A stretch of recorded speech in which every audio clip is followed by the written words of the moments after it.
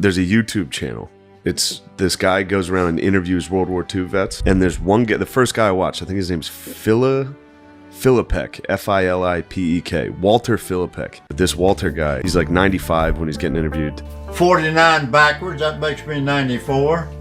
You know, because always in the World War II documentaries, they show the old guys, and they always start getting emotional and like tear up, you know, rightfully so. Yeah. But this was the first guy I've ever seen that had literally zero PTSD and was just like smiling the whole time. They'd ask him a question, he'd be like, well, some of those Japs, they would have grenades when you'd go to take care of them, so I'd bayonet them. And they're like, don't you think that's a little cruel? He's like, yeah, it is cruel, but I've done it. He just smiles. He's giddy. Dude, there was the best line in it though. He's like, they were like, were you ever like afraid while you were there? He's like, no, I didn't have a girlfriend back home. All I had was some family. I didn't care if I died. He goes, I didn't care about nothing.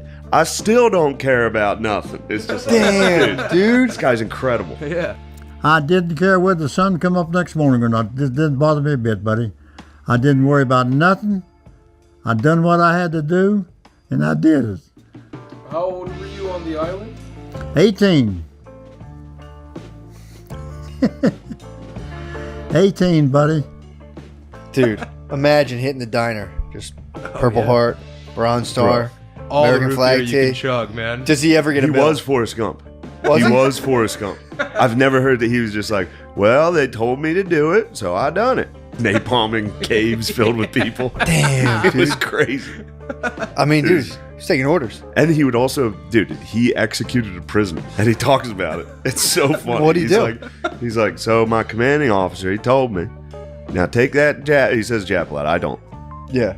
He said, now take that Jap behind the line and come back in 1 minute. Well, the line was a lot further than that, and I didn't want to be out there by myself. So he takes this Japanese prisoner back, and he's like, I started searching him. He only had one picture on him. That's it. Nothing else. He wouldn't give it up. I said, yes, yes. He said, no, no. I said, yes, yes. I want the picture. Well, I looked at my watch and time was going by. I had to shoot him, get the picture, but I did. Do that what to do.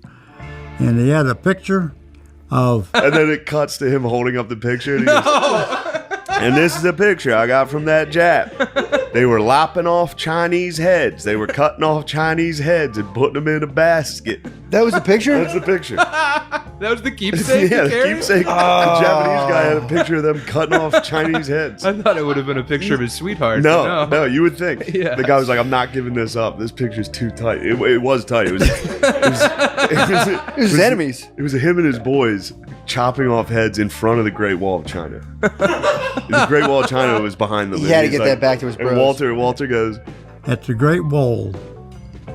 The Great Wall of China. And that is something to see, too. I've been all over it. that guy, Walter Filipek, Jesus, might man. be the best dude I've ever seen. American goat. hero. He Easily. literally, truly might be the GOAT. Yeah. Like, just be like, because everybody, you know, they're always like, I was over there. The only thing I cared about was the guy next to me, all that stuff. He's just like, I didn't care. I still don't care at all. Walter's in his foxhole. They set off a flare in the middle of the night. And he said there was a Japanese dude just right at the foot of his foxhole about to jump in. So he shoots him.